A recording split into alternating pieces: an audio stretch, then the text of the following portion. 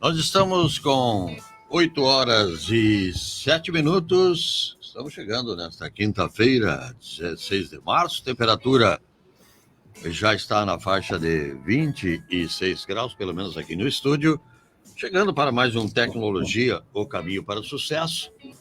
Já está conosco o Paulinho da Alem Informatização, que vai dar o seu primeiro bom dia. Seja bem-vindo, Paulinho. Bom dia.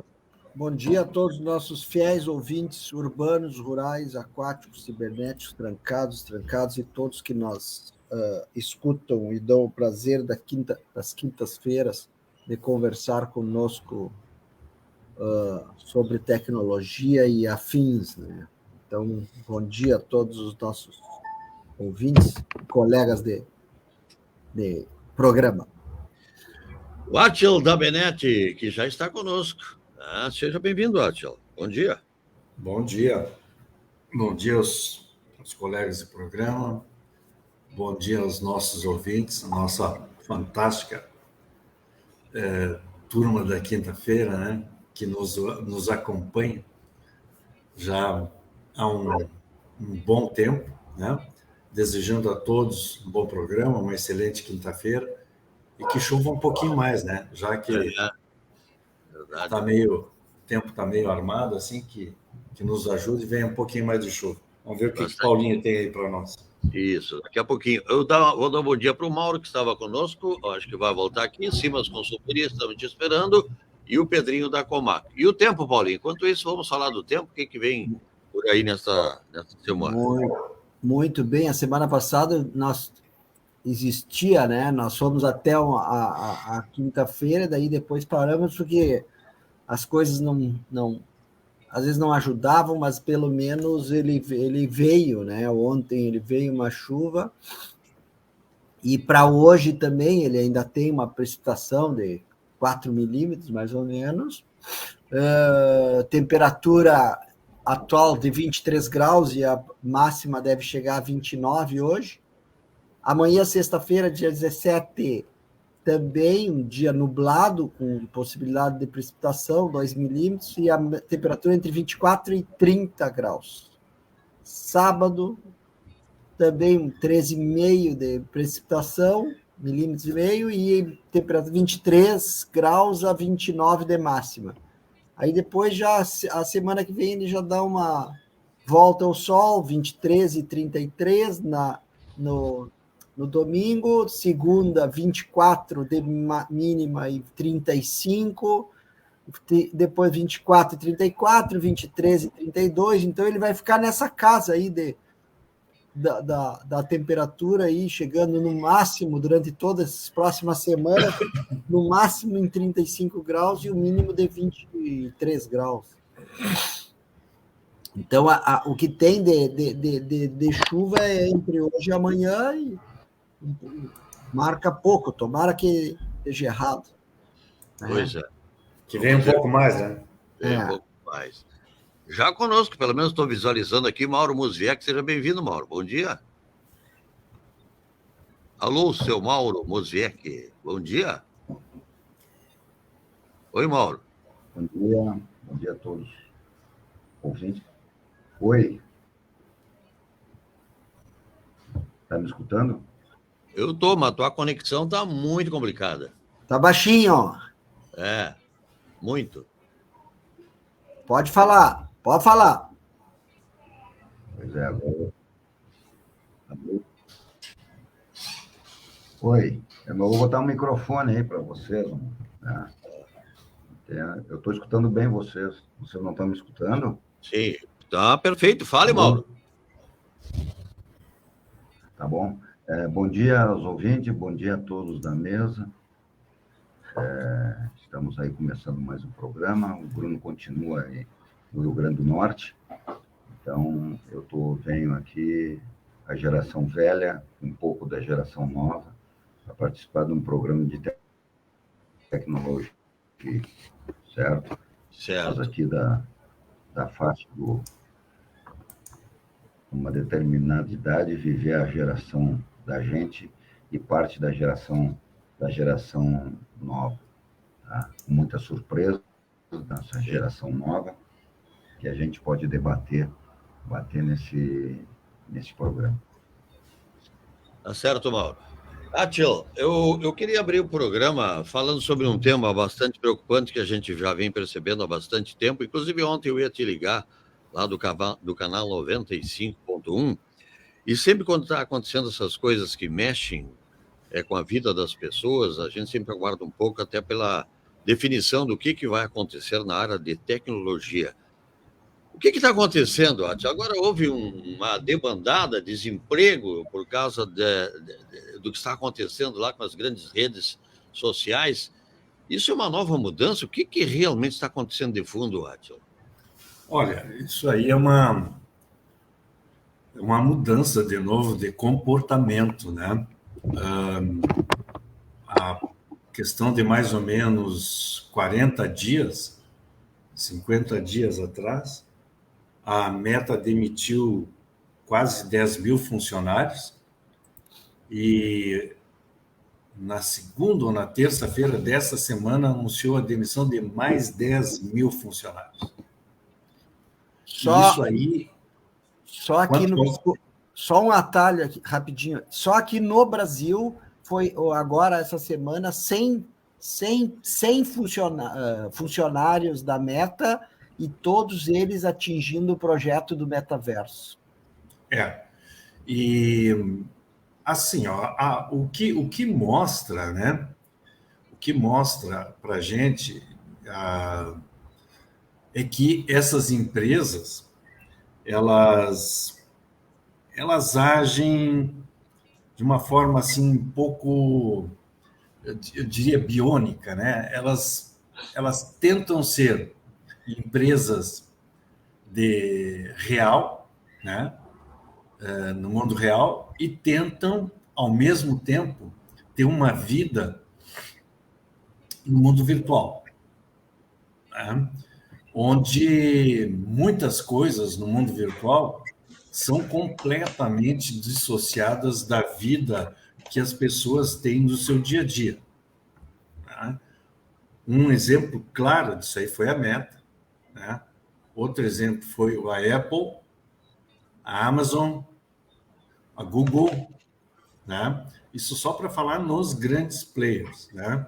Existem outras empresas também que tiveram uma onda de demissões absurdamente grande nesses últimos 90 dias.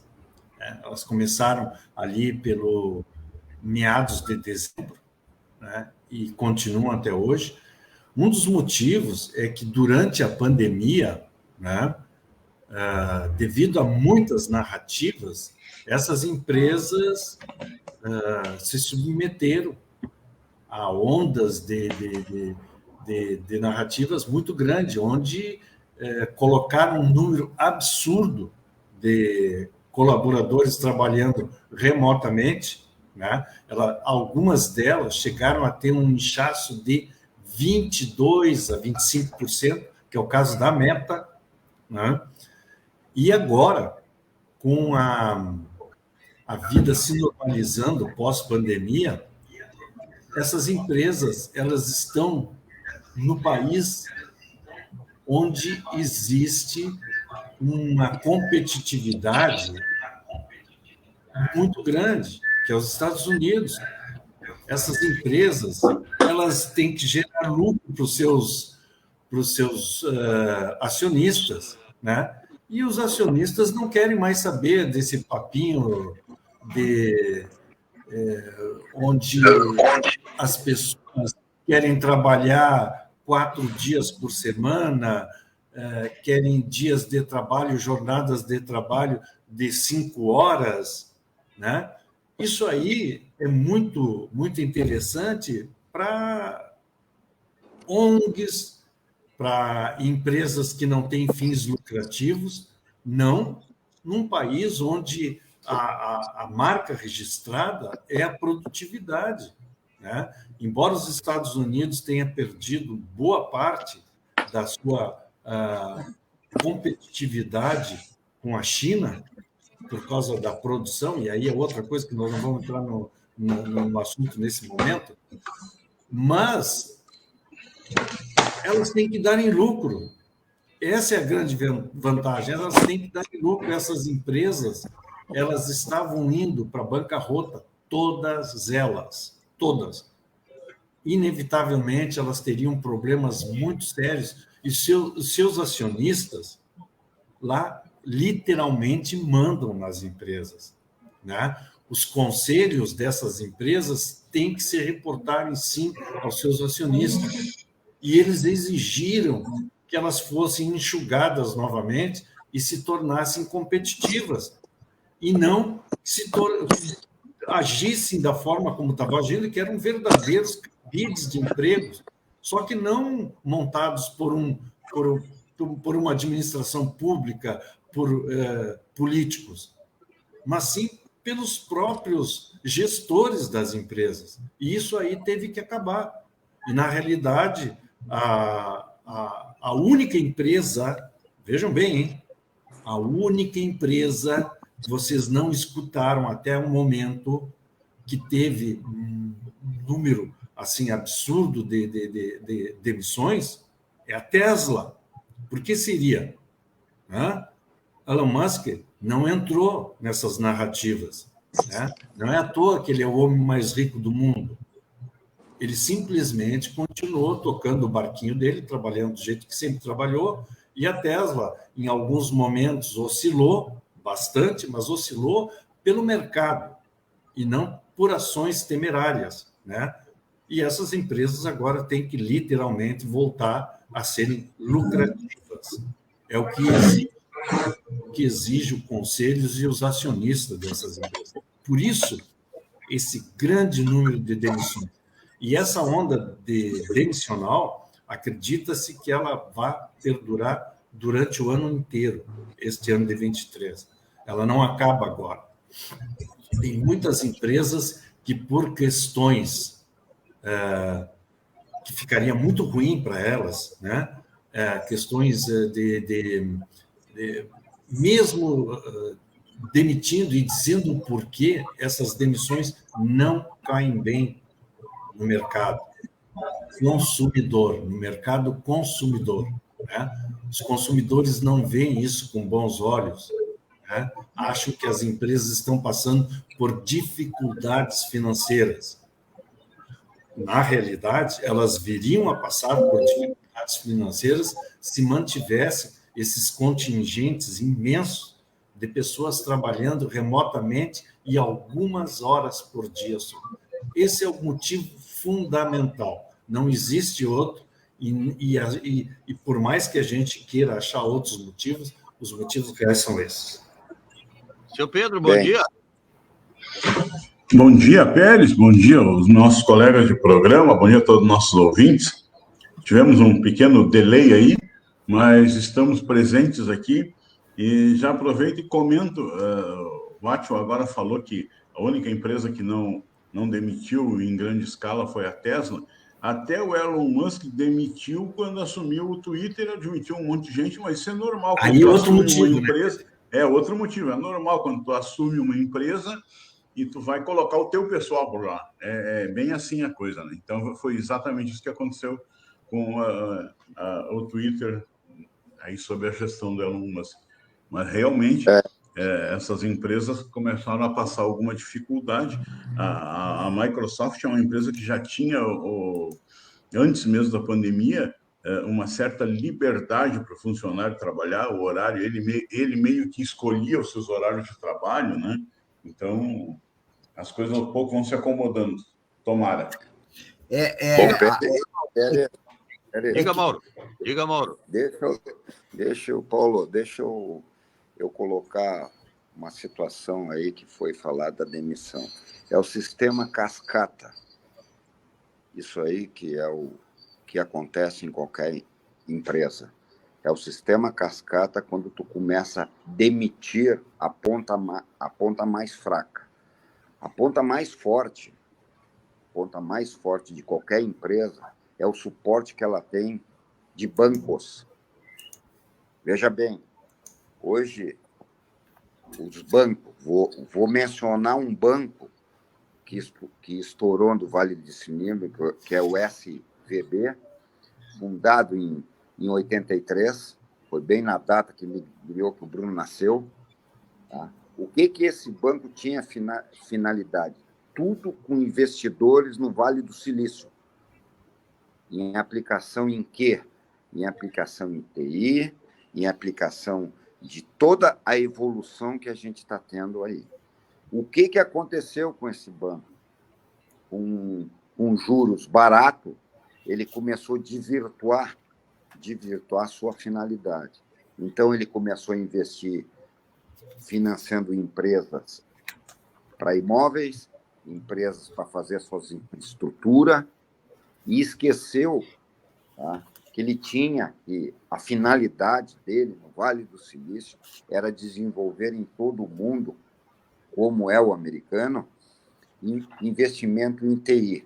Para vocês terem uma ideia, hoje o SVB tem uns depósitos de 175 bilhões de dólares e uma liquidez de 200 bilhões de dólares. Aqui no Brasil, eles têm investimento de 3 bilhões de dólares.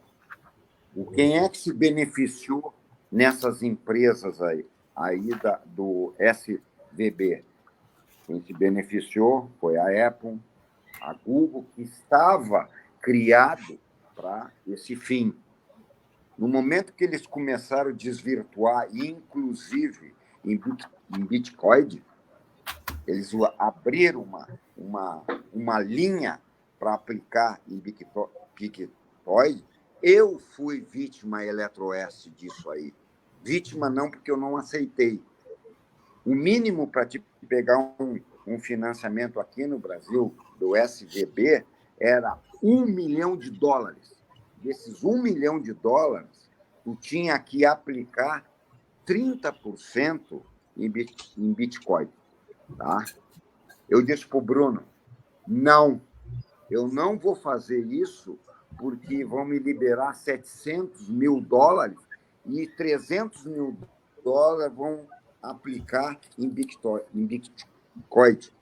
Eu já tive experiência no passado, há 5, 6 anos atrás, em aplicações saindo do meu setor, tirando do meu caixa, ou melhor, do imobilizado, em aplicações disso aí. Não quero mais. A finalidade nossa é pegar esse dinheiro e desenvolver a nossa tecnologia aplicada em TI. E eles estão pegando 30% para fazer isso aí. Então, o que aconteceu? Por que eles quebraram? Porque os maiores investidores do Vale do Silício, que está a Apple e o Google e muitos outros investidores grandes, puxaram o dinheiro deles para se proteger. E eles foram o que vocês estão vendo aí na imprensa americana. Como é que eles faziam? Como é que eles vendiam o peixe deles para ter aplicação? A nossa aplicação é garantida pelo Fed americano. Agora, o Fed americano, o que ele garantia? 10% só das aplicações que tu fazia em Bitcoin. Tá, aí que vem a situação da estrutura que eles montaram.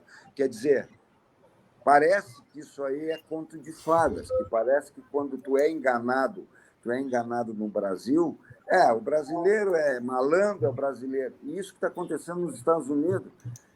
Agora se expandiu para a Suíça, outro banco suíço na mesma situação. Nós estamos, assim, à beira de uma crise da Bolsa de 1929. E quem é que comanda tudo isso aí? É os americanos. Então, aí os americanos estão fazendo as coisas certas e nós aqui, brasileiros, eu vou te vender, os brasileiros são malandros, quando tu aplica naquilo ali, são coisas que a gente... E agora, o que está acontecendo? Imagina, eu fico perguntando para mim, se eu tivesse pego esse financiamento para desenvolver o meu setor de tecnologia, Hoje, o quanto desses 300 mil dólares eu teria que pagar um valor de $1 milhão, tá? E tá 300 mil dólares investido em Bitcoin.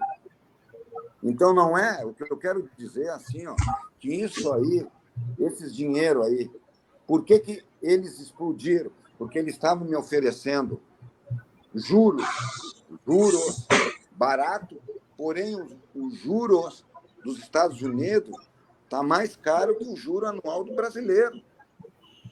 E aí que eles começaram a entrar em dificuldade de liquidez. Entendeu? Eu te pergunto, isso aí é uma coisa, é uma determinação, é um investimento que a gente se faz que poderá atrasar os desenvolvimentos das TI, das startups, tudo, entendeu? Só falta agora a China pegar esse mercado aí e assumir. Aí nós vamos ter uma virada de mesa, que antes tudo era americano e agora o chinês está entrando, entendeu? O chinês pode entrar nesse contexto de levantar o banco SVB, entendeu? Como a China, agora a Suíça está pedindo recurso para salvar o banco, de 54 bilhões de dólares, e o chinês já se movimentou para isso, eu estava vendo hoje de manhã.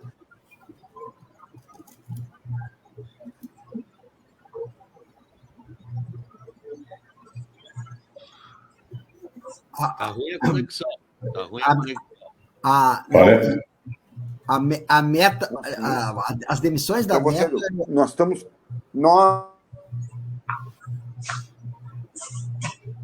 As demissões da Meta, só para complementar ali, né? Tudo foi um projeto ambicioso do Zuckerberg, né? Porque, na verdade, ele confiou tanto no metaverso que até o nome da empresa ele mudou. Então, agora. E as demissões... E isso mostra que ele está desistindo literalmente do projeto dele, viu? As demissões dele, quase todas elas, principalmente no grupo Meta, nos projetos do metaverso, né? Então, agora eles vão... E realinhar todos os seus recursos para a inteligência artificial, é o que eles estão fazendo. E que é a finalidade deles é essa. Agora, quando tu começa a diversificar em outras áreas, quando aperta o lastro, a base, que é o financiamento bancário, o que tu faz? Tu começa o sistema cascata. É começar a demitir para voltar à tua origem. O que é a origem da fundação da Meta? É essa que a gente está vendo. É o que está acontecendo, com o banco SVB. Ela agora, fazendo esse julgamento, ela não vai mais dar financiamento a juros baratos para imobilizado de imóveis, aplicar em Bitcoin, que não é a finalidade dela. Ela foi criada no Vale do Silício para outro objetivo. Não esse aí que ela simplesmente saiu do seu foco, entendeu?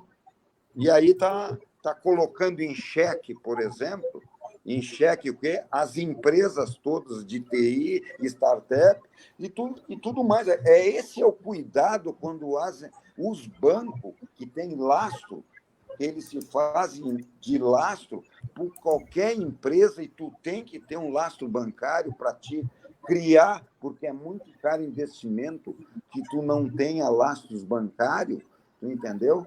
Para te progredir nos teus projetos. Então, eu acho que está correto isso aí. Por quê? Porque os juros americanos, vou repetir de novo, extrapolaram os juros por causa de uma pandemia. E olha o que aconteceu. É a mesma situação do Brasil, quando o Brasil está com juros altíssimos e tudo mais, e as empresas que se beneficiaram de juros subsidiários, elas começaram a fechar. Os americanos agora estão exatamente, passando por um processo que eles não imaginavam, que nós, aqui no Brasil, já tínhamos esse processo de bancos falidos, empresas falidas, e é o sistema cascata. Tu começa a demitir o lado mais fraco, que é as demissões de funcionários. Eu vi uma notícia de que o SVB faliu, né? Não está em processo, não está em queda, ele faliu. Faliu. Aqui, ó, os reguladores financeiros dos Estados Unidos fecharam o Silicon Valley Bank, né, no dia 10 de março, após o banco sofrer um colapso, marcando a segunda maior falência de um banco na história norte-americana.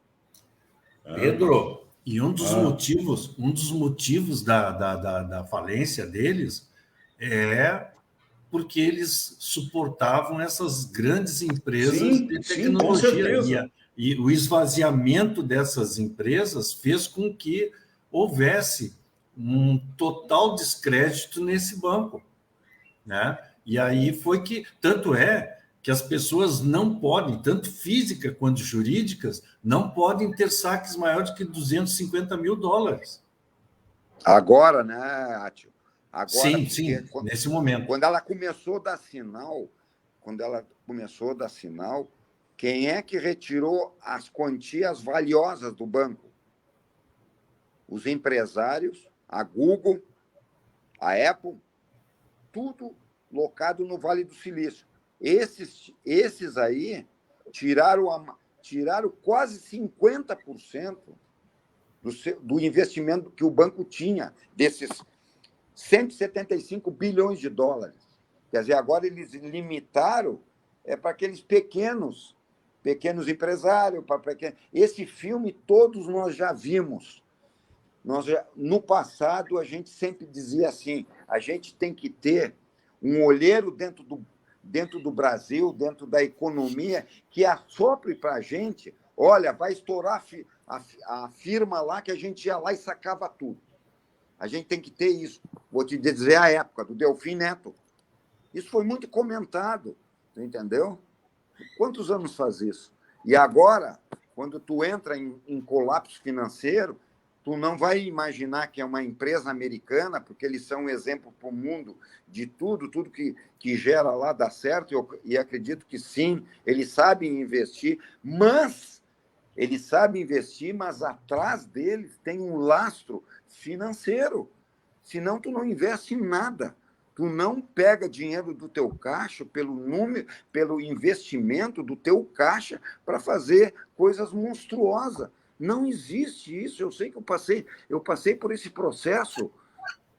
Eu passei para mim fazer isso aí, para minha tecnologia crescer, eu tive que me acalmar e tirar investimento que eu tinha ganho no passado como imóveis. Eu tive que fazer isso. Porque todos os bancos, esse lastro desse banco, concedendo político me dizia assim, os assessores do político, tu tem que me deixar para a caixa do político 20%, 30%. Eu não vou fazer isso. Eu não vou entrar nessa picaretagem. Eu vejo a quebra desse banco. Tá? O que eu quero é prazo para me dizer. Ele quebrou por um motivo bem específico.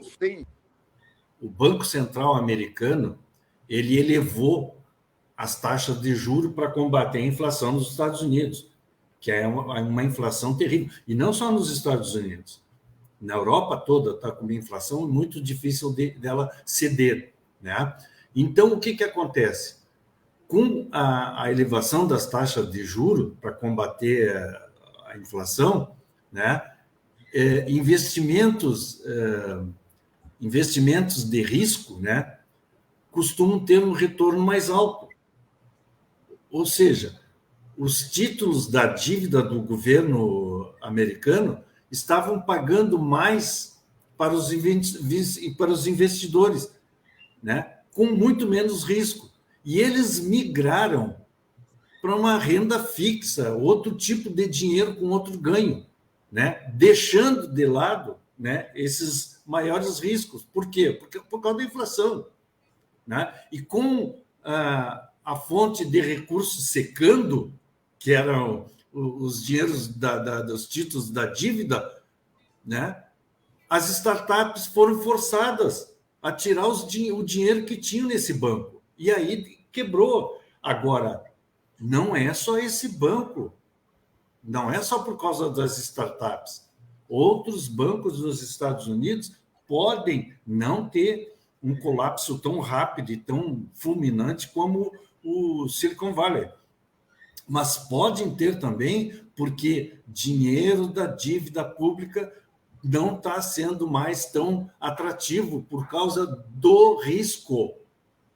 E eles vão colocar o investidor, por isso que eu disse, os conselhos dessas empresas atendem aos investidores, aos acionistas. E esses acionistas acham que tu tem que colocar, em tempos de inflação, em tempos difíceis, o risco tem que ser minimizado. E eles tiraram o dinheiro desse banco, que aplicava muito em títulos do Tesouro americano, e colocaram em lugares onde os riscos são muito menores, tipo renda fixa. Né? E foi aí que deu o estouro mesmo, para a gente ser bem reducionista. Outros bancos também podem vir a ter o mesmo colapso. Talvez não numa intensidade tão rápida, porque esse banco se caracterizava por ter um número muito grande de clientes que eram na área de tecnologia. E essas empresas de tecnologia estão enxugando porque se deram conta que, se continuarem assim, o lucro delas não vai existir no ano de 23, de 24, e esse problema todo vai se arrastar por, no mínimo, mais uns 2, 3 anos. Tu pega essas... Quem tem dinheiro no Silicon Valley, né, são as empresas, a maioria são startups, né? E daí, se tu pensa startups. São startups. E startup, na verdade, ela não tem dinheiro em caixa, né? Ela vive do dinheiro de investidores. Exatamente. Ela do dinheiro dos investidores delas. As startups, a maioria, elas estão ali, elas trabalham com dinheiro de investidor, que é o que vai sumir quase tudo, né? Então, até eu estava lendo uma notícia ali, né? Que a maioria, por exemplo, no caso do Brasil, a maioria das startups, elas têm no máximo 20% de dinheiro em caixa, de dinheiro deles, né? Esses 80% são dinheiros de investidores que estão, na grande maioria, em empresas offshore, que são ali em Delaware, naquela parte de Ilhas Caimã, Delaware e outras coisas, aonde é o forte do dinheiro da Silicon Valley, a parte, né? Então, isso quer dizer que pelo menos 90% das startups brasileiras estão dentro desse perfil que tem dinheiro no Silicon Valley. Então, vai ser um Deus nos acuda, assim, porque o que vai acontecer? E já está, como eles só podem mexer entre 20 os empréstimos, daí apareceu agora outros que estão emprestando para essas startups, que isso aí já começou agora, dia 13, né? Então, estão emprestando esses dinheiros limitados a 20% do que o Silicon Valley permite tirar, né? Então, olha a gravidade disso aí. Tá? Não, aí tá interessante porque o cara bota uns choram e outros vendem lenços. Exato. Mas realmente uma coisa, um reflexo disso vai ser o aumento do endividamento dessas empresas. Vai ter lenço para todo mundo? Agora, acho que não vai ter lenço para todo mundo, porque só na semana passada, quando o SBV, tá, ele anunciou, o SVB, ele anunciou que havia tido um prejuízo e que faria uma emissão de 2,25 bilhões em novas ações para reforçar o balanço, a luz amarela acendeu. E aí mundo que está sempre atento a tudo isso, né? As consultorias, elas recomendaram para os seus clientes, no caso, as startups, para tirarem o dinheiro do banco, né? E o resultado foi que as ações do banco, em vez de subirem com essa emissão, elas despencaram, né? Elas despencaram, elas foram lá no chão. E na sexta-feira, elas deixaram até de serem comercializadas, né? E, claro, aí houve uma intervenção, né? Aí a falência veio a galope. Veio muito rápida, porque simplesmente era um risco muito grande. O banco agia com um risco muito grande. O banco tinha ações temerárias no mercado, né? O banco, não se esqueçam nunca, banco, o único dinheiro que ele tem é o que ele tira da tua conta. Banco não gera dinheiro, banco se alimenta do dinheiro dos seus correntistas, né? E o banco estava agindo de forma temerária. O banco tinha investimentos em papéis de altíssimo risco. E as startups, né, se deram conta que o banco estava numa situação ruim, ao emitir novas ações, começaram a sacar o dinheiro. E aí foi uma quebradeira quase que instantânea do banco. Agora vamos deixar claro isso aí. Dos 20% que hoje tu consegue sacar deles, veja bem, 10% disso aí que você está sacando, 10% é do Fed americano, é do Banco Central americano que está colocando. Na realidade, eles estão usando 10% de recursos deles. Os outros 10% é do Fed americano, certo? Então, não é 20% da instituição. O Fed americano está mantendo aquilo que ele se propôs com o SVB. Tá? Então, os investidores maiores, como não foi maiores, porque eles sentiram, tem especialista disso, que eles não tinham forte para manter aqueles 75 bilhões de dólares. Só dentro disso aí. Entendeu? Então, por isso que começou esse saque, isso aí, eles entraram em colapso total, né? Porque, veja bem, isso aí aconteceu quarta ou quinta-feira. Em seguida, sexta-feira, as ações deles não estavam mais no pregão americano. Mas quem é que fez essas retiradas? As grandes empresas, os grandes investidores. Não foi o mal que teria 300 mil dólares lá. Não foi. Então, não foi isso aí. Entendeu? Então, a preocupação tem dois lados. Quem aplicou nele e, por outro lado, isso aí pode retardar, veja bem, pode retardar o desenvolvimento das startups. O Paulo disse, as startups, ela não tem dinheiro guardado, ela tem dinheiro investido nos projetos dela. Então, aí... Não, na realidade, as startups, o dinheiro dela vem das pessoas que acreditam nos seus projetos. Ela em si não tem dinheiro, né? Ela em si, ela está sempre subindo.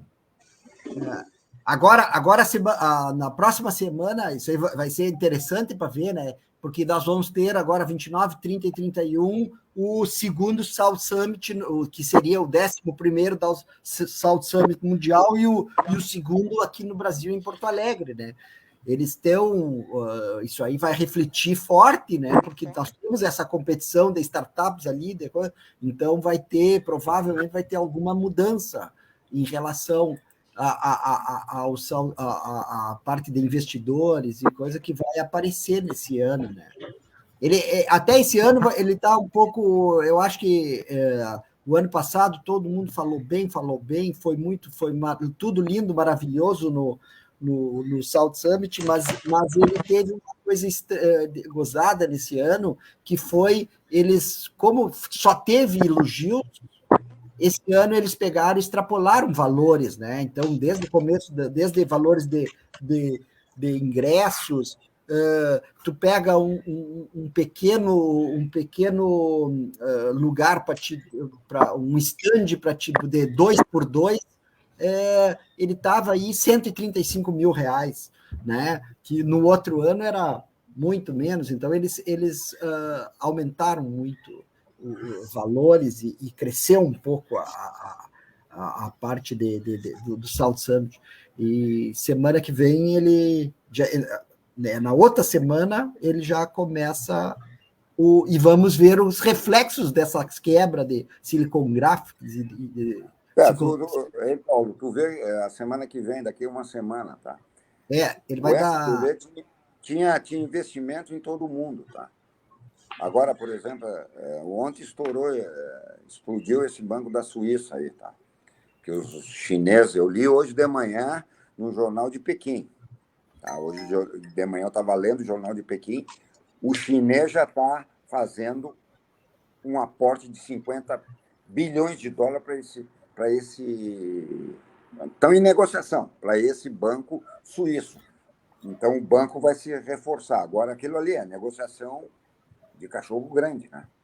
E o chinês tem, a gente sabe que eles têm cacife, tem coisas para entrar nisso aí. É isso que eles gostam. É assim que eles vão crescer. Quer dizer, se isso aí for uma pandemia, para nós sairmos da queda das bolsas de 29, tá? O que vai acontecer? Naquela época não tinha um chinês tão poderoso para botar dinheiro, por isso que ela foi exatamente aquela crise mundial de bolsa.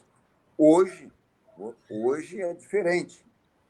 Nós temos investimento que o chinês pode entrar. Tá? E é isso aí que ele prepara. Ele está preparando a gente. Eu vou dizer que a gente lida com o mercado chinês e eles só pegam assim, ó, as portas entreabertas para te entrar numa empresa. É isso que eles gostam. Tá? Nós temos aqui, por exemplo, que vocês todos conhecem, a RGE. A RGE é toda chinesa. Foi um capital colocado ali, chinês. Tu vai lá para cima, para Tocantins, para o norte, todas as empresas que emprestam para o agronegócio, lá em cima, são chinesas. Lá, banco, o único que tem assim uma certa assediada de banco é o Banco da Amazônia. O Banco do Brasil nem aparece lá, que todo mundo diz, é o agro. O agro aqui no sul. Lá para cima, ou é chinês, o Banco da Amazônia. 80% de financiamento das lavouras, da agricultura, das lavouras, estão nas mãos do chinês. Tá? Isso não vem.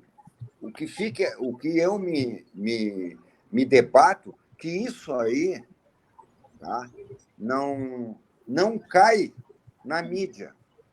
Por exemplo, eu tive sempre ideia que hoje mercado estrangeiro, dinheiro estrangeiro não poderia comprar terras no Brasil, não sei mais o quê. Eu estava falando Pilates agora na terça-feira e casualmente entrou uma pessoa nova para fazer o Pilates e a função dele, perguntando, porque ele é fiscal do IBAMA. E eu comentei isso de Tocantins, que a gente vai lá, só tem chinês trabalhando nas terras. Ele disse assim, não, está tudo liberado hoje. Qualquer não precisa mais aquele 80%, que é 20% do que tem que ser brasileiro, e o saldo tem que ser do dinheiro estrangeiro. Mas tu tem certeza disso? Acontece que, como eu não lido com esse tipo de negócio, eu fui pesquisar. E realmente, hoje, o Brasil, qualquer estrangeiro pode chegar lá e comprar uma terra Por que eu vou querer comprar terra com mato? Eu posso comprar de índio, eu posso comprar de quem eu quiser. Veja bem, né? Aquela cultura que eu tinha, que eu fui criado numa cultura, quando os americanos e os europeus tinham que desmatar, porque a população ia crescer e eles tinham que desmatar para mim não morrer de fome. O que o americano fez? Pegou o índio e botou no deserto do Arizona para morrer lá, queimado, sei lá o quê, no deserto do americano, e tomou todas as terras indígenas, que eram as mais produtivas. Tu entendeu? E hoje a gente vê o inverso. Se tu vai desmatar a Amazônia, tu vai criar as ONG, tu vai criar um desequilíbrio mundial no clima. Então, eu tenho que aceitar. Por isso que eu digo, a minha felicidade é eu viver a minha geração com essas culturas que botaram na minha cabeça e viver essa geração quando tu vem com determinados absurdos que tu não pode desmanchar, tu não pode fazer isso. Para que eu estou fazendo isso? É para produzir. Os americanos e os europeus fizeram isso para produzir. Hoje, o americano é o maior produtor de grão do mundo. Por quê? E teve um passado. A Califórnia é toda ela desmatada. Tu não vê um mato lá na Califórnia. Quem conhece a Califórnia vê o que eu estou dizendo. Entendeu? E a Califórnia, no passado, era por indígena, que eles tomaram e assentaram aqueles indígenas no deserto do Arizona. Agora, nós, vem essa ONG de fora, bota o dinheiro, você não pode desmatar. Sabe por quê? Eu não posso desmatar, porque eu vou concorrer, o Brasil vai crescer, e eu vou ter que concorrer no mercado internacional de grãos com os americanos. Não é assim que funciona? É os interesses. É os interesses, e nós ficamos... Vocês não... Por isso que eu deixei de olhar determinadas reportagens que vêm com esse besterol, dizendo que eu não posso desmatar, porque o clima vai ser assim. Olha, Uruguaiana, a nossa região está passando por uma situação de seca faz 3 anos. Isso aí é o desequilíbrio da Amazônia. A gente tem que escutar isso ainda. Nós estamos no século XXI e a população e os estudantes evoluíram muito. Foi tudo evoluído e cada vez vai evoluir mais ainda. Aí tu pega um político, né? E tu pega aqui que estão fazendo muita geração eólica no Nordeste, que é evolução eólica, que a direção do vento está sendo desviada, e aquilo ali nós temos que tributar. E uma ex-presidente diz que nós temos que armazenar vento. Então, tudo isso aí é lamentável. É lamentável. É lamentável. Eu digo assim, o que eu me satisfaço, tá, é que quando tu encontra num laboratório inglês, americano e tudo mais, a juventude nova, desenvolvendo uma vacina com Marco de Parques e Alzheimer, que vai ser aplicada daqui 4, 5 anos, em pessoas com 50 anos. E naquela tiragem ali, no mínimo 2 brasileiros ali. Isso não existe, cara. Isso aí é assim, ó. Tudo é couro. Agora eu não falo nada, porque quando estouravam aqui no Brasil, a culpa toda era do brasileiro. Isso é coisa de brasileiro. Tá? Desculpe o desabafo, tá, que eu estou dando exatamente porque a gente tem que participar, é da evolução mundial, a gente tem que andar com eles, entendeu? É isso que eu penso, é assim que eu vejo e tenho a grande satisfação de viver a minha geração e conseguir viver essa geração e trazer coisas boas da minha geração, boas, que sejam aplicadas nessa geração com a forma dele. Tá bem, Mauro? Vamos lá, faltando 3 minutos, Pedrinho. Pedrinho e Paulinho, 3 minutos estão faltando. Eu tinha uma coisa, até era bom, porque estava o Mauro e estava o Átio aí, mas agora o Átio saiu, que é uma coisa que aconteceu, e até eu queria... que aconteceu agora no Carnaval, né? O Átio é parte, de repente não pode não querer falar, que foi como é que vamos dizer, a falta de planejamento, organização, responsabilidade e coisa das pessoas envolvidas no Carnaval de cortarem os cabos no caminho dos carros alegóricos por falta de planejamento, sabendo qual era a altura máxima, né? Então eles Aquilo ali, Paulo, vou te interromper. Aqui, problema de organização. Aquela atribuição ali, sabe de quem seria? Dos bombeiros. Eu vou desfilar minha escola de samba. Bombeiro, vem cá. Passa a avenida, está aqui a minha altura do meu cara. Ele tem autonomia, ele tem toda a responsabilidade, tá? Toda a responsabilidade de me orientar. É os bombeiros. Não é um cara lá que não conhece nada e mede com uma vassoura, não vai passar ali. É os bombeiros, a atribuição é dos bombeiros. Tem que se posicionar e dar nome aos boi, tá? Porque daí Mauro, esse cara que mediu com a vassoura dá um acidente, qual é a atribuição que ele quer? O que tu é? Tu é engenheiro? Não, para um pouquinho. Isso é amadorismo. Isso aí... Não. Mauro, claro, por exemplo, assim, porque tem imagens... Deixa o Paulo completar a ideia dele, Mauro, senão vai Mauro, ficar... Porque tem imagens, né, de que tem os caras cortando cabos de... Tudo bem não. Cabos de internet das empresas que estão em Uruguaiana. Tem 9, 10 que tem cabos, tá? Cortou e tem a imagem ali. Muito bem. Se tu pensar no que poderia acontecer, além de cortar o sinal do cabo, tudo bem. Mas se tu pega lá na Flores com a Presidente, um dos carros alegóricos chegou a quebrar tentando passar pelos cabos de alta voltagem ali, que são aqueles que têm as estrelinhas. Aí, o que aconteceria se um daqueles cabos tivesse rebentado e caído no chão e encostado numa daquelas arquibancadas? Né? Eu saberia o que aconteceria. Mas quem é que tem que ser o responsável? Tem que existir alguém responsável. Vamos botar a culpa no Rony Melo? Não. Quem é que tem que ver isso? Quem é que tem que ver a segurança do Carnaval? É os bombeiros. Os bombeiros não fazem curso de tudo que é maneira. É eles que têm que ser o responsável. É o que eu digo. Casualmente, eu conversei com uma pessoa lá do Rio de Janeiro, ele disse assim, sabe o que ele disse, Mauro?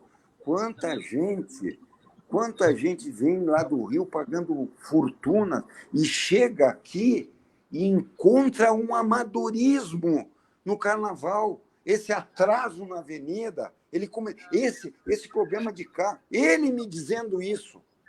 Mauro, terminou o programa, obrigado, Paulinho. Terminou o programa, está chegando. Um abraço, chegando tchau. Na hora certa, e depois Gerson Conexão, bom dia.